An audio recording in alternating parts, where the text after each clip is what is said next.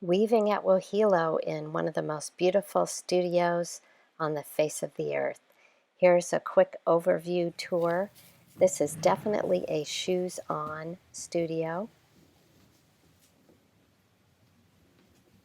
There are display cases on each side for work, for inspiration, or to display camper work. There are 6 floor looms.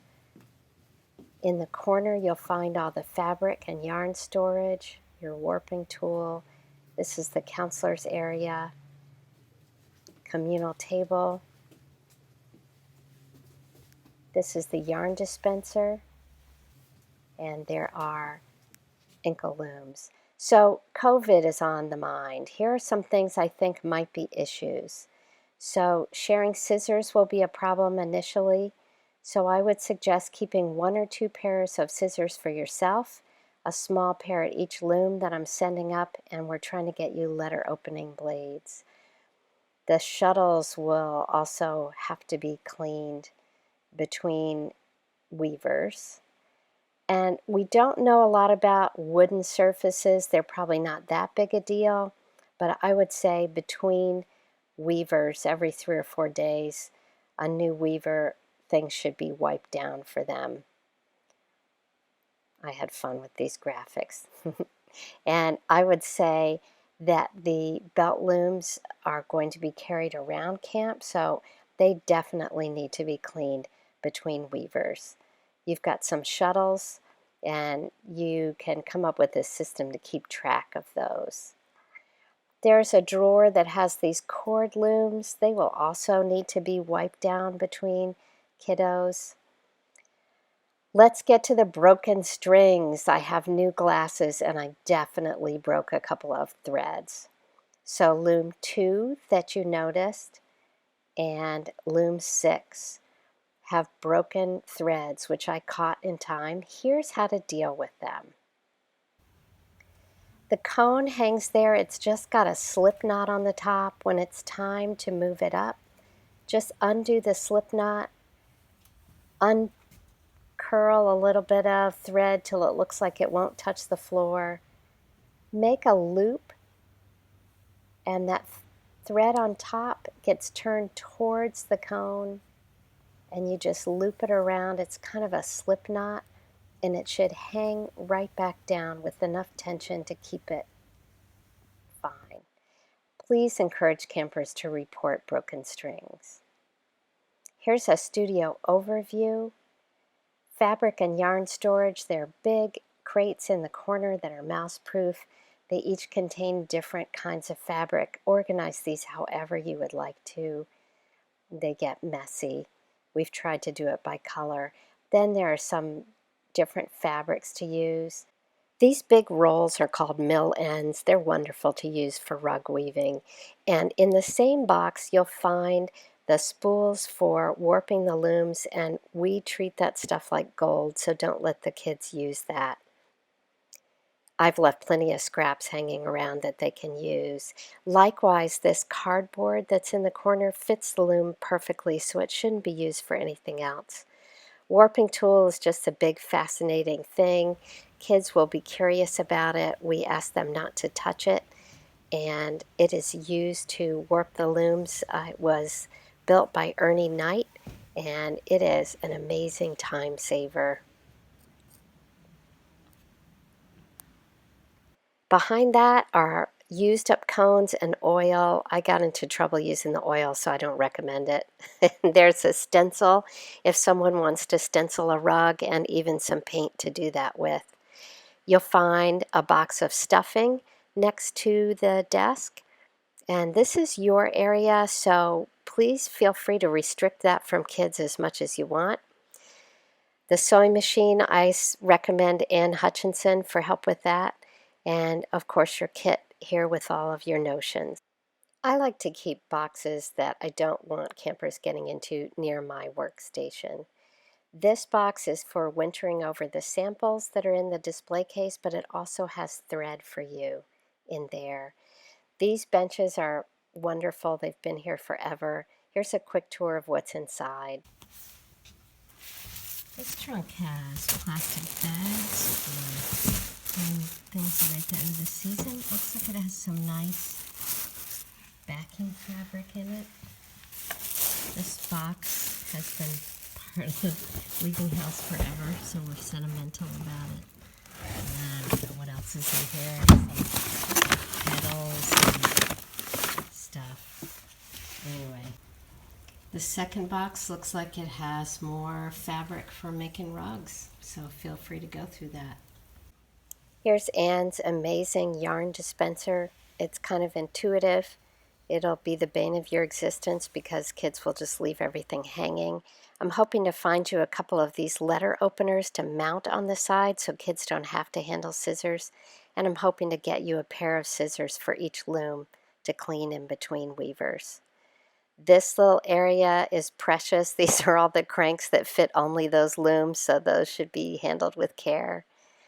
The display cases, please use those as you see fit. So those samples are to inspire. If you want to take the front of them off, it's supposed to come off easier than I'm making it look. But there are two pieces of grabby hardware in there. And you just fit part A into part B. And there's part B. And when you go to put it back together, there's a little ridge or depression for the bottom of the pane to go into. And you just set it in there and line it up. Give it a little bit of a pop, and it should just go right back into place. Here are some great tips that you can use. If you're curious about how much warp is left on a loom, measure the diameter of the back beam. In this case, this one's about 1 foot. And once you know the diameter of the back beam, you can turn to look at the layers of cardboard and count those to get a rough idea of what's left.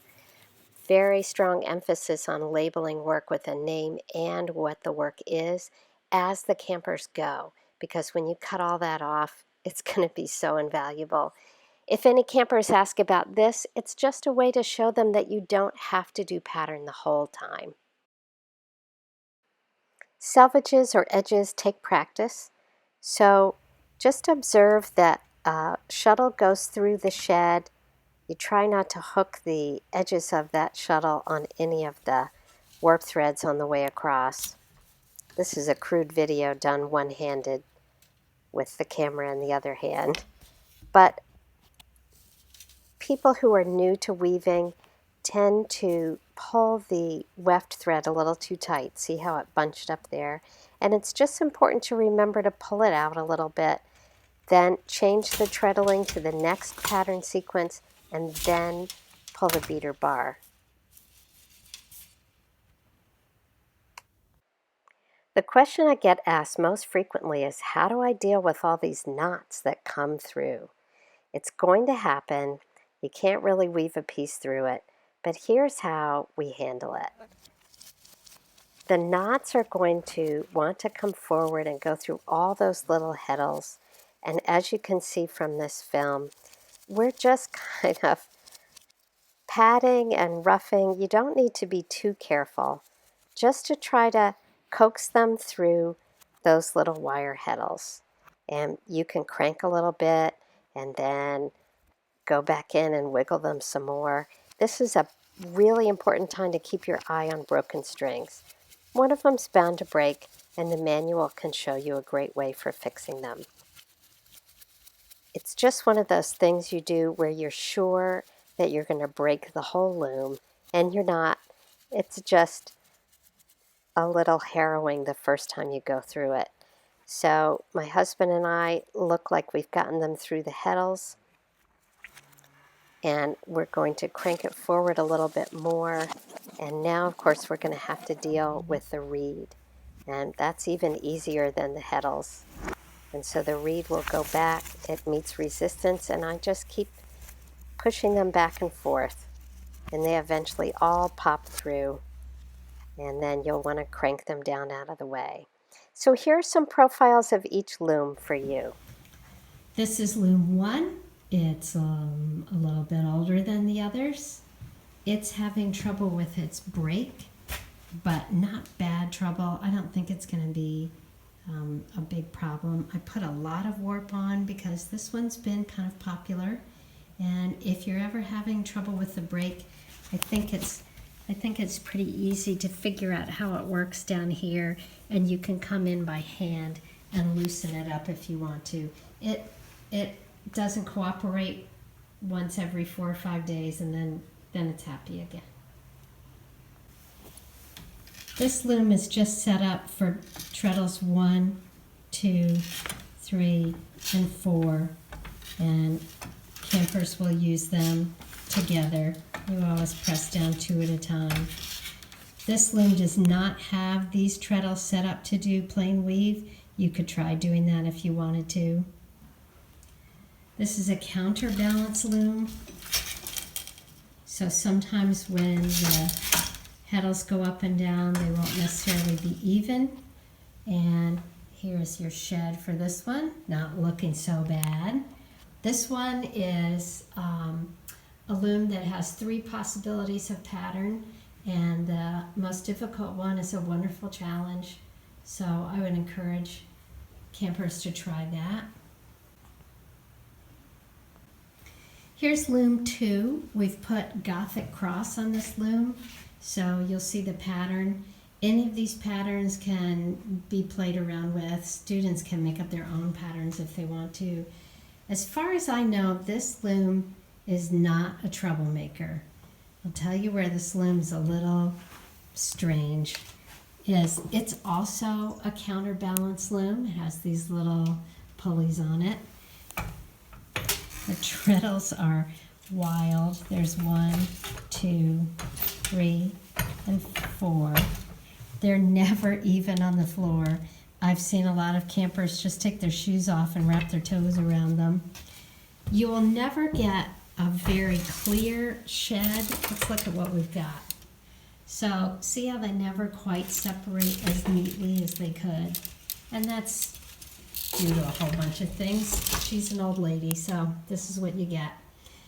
But this pattern, Gothic cross, is very pretty, and I think that this loom will be fine as long as girls accept that the treadles will be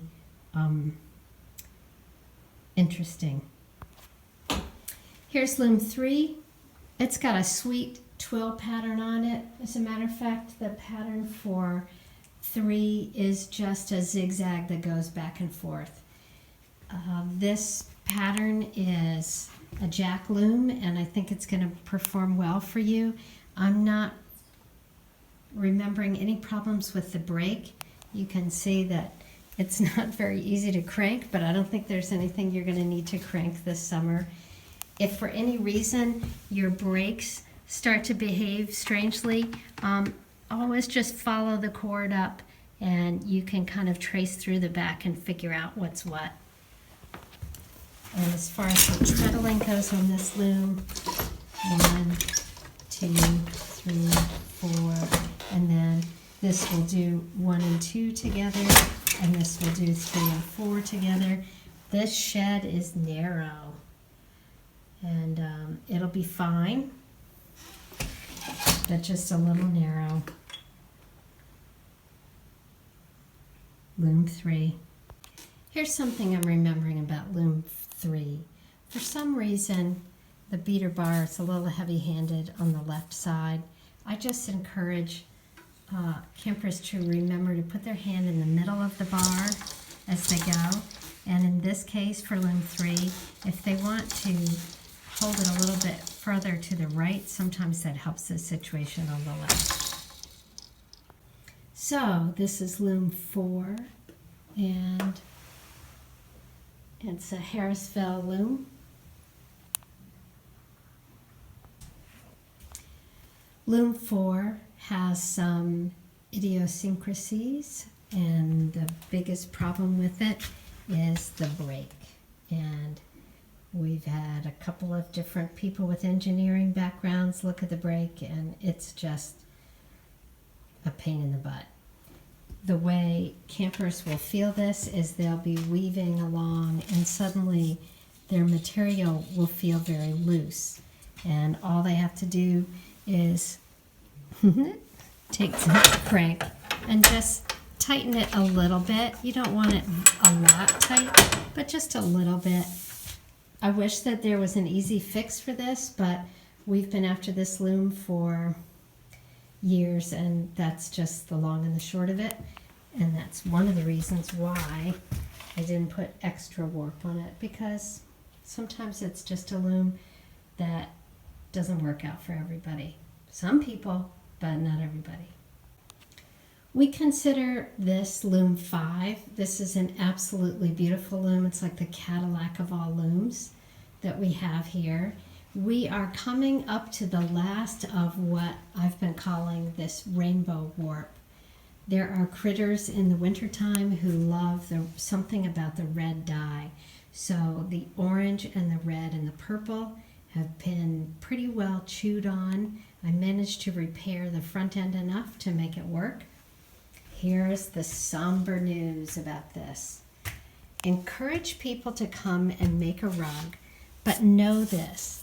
See how these ends are gone? This winter, something got inside of there and started chewing. So I think what you'll be able to do is have people make rugs. I wouldn't make them any longer than 30 inches. And somewhere into the second or third week of camp, somebody's going to be making a rug, and these strings are going to start just coming apart. Not badly, just one, maybe two, and then the next day it might be 3 or 4. I would just keep weaving, because those kinds of disappearing strings are not going to make a big deal for a rug, and we might as well keep going and see how much we can squeeze out of it. So that's my feeling about Loom 5. It's gorgeous. The treadling sequence for this one is 1, 2, 3, 4, and this is 1 and 2 together, and the last one is 3 and 4 together, which is great when you're doing a plain weave rug. The shed's not bad either. This is Loom 6 over by the door. Last year we changed the warp to make it wider so that people could make rugs on this loom too. As a matter of fact, this is the loom that I used to make the little Wahilo bath mat in the back. So, great loom for doing rugs. There's no pattern showing on it right now. I can write down a basic twill pattern. Students can do regular weave on it if they want to, but I think that the rug work is preferable. As far as I know, there are no bad habits to this loom. It's a beauty.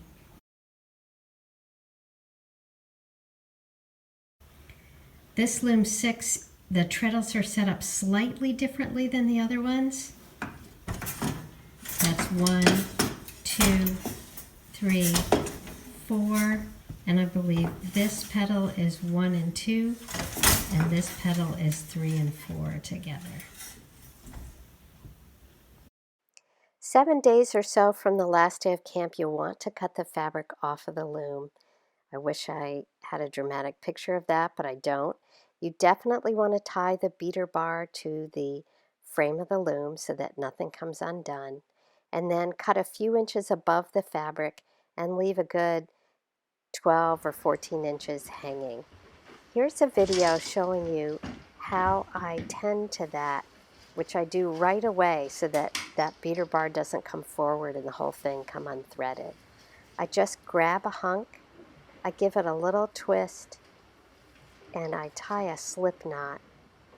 I'll go all the way across, and unless someone tells you the building's on fire, don't let anyone interrupt you, because this is what keeps the loom threaded. And it doesn't take very long with practice, and once you've gone all the way across, you can actually untie the beater bar, because now what you've done is successfully made it impossible for any curiosity seeker to unthread it. Belt looms are wonderful, and the campers love them. I wish I had video of those in process. I don't, but you have some experts on campus. Kat is an expert. Several campers are experts. There's a great diagram on the wall for how to thread one up and a book. You'll need to sign those out carefully with the shuttles and try to get them all back. Daily maintenance is pretty easy. Sweep the floor, empty the trash, and just do a general inspection for anything that might be wrong. Lots of dining hall announcements to make sure that people don't leave their looms listless for the spiders. I'm so envious that you get to spend the summer there, and please contact me with any questions that you have. I'm happy to answer.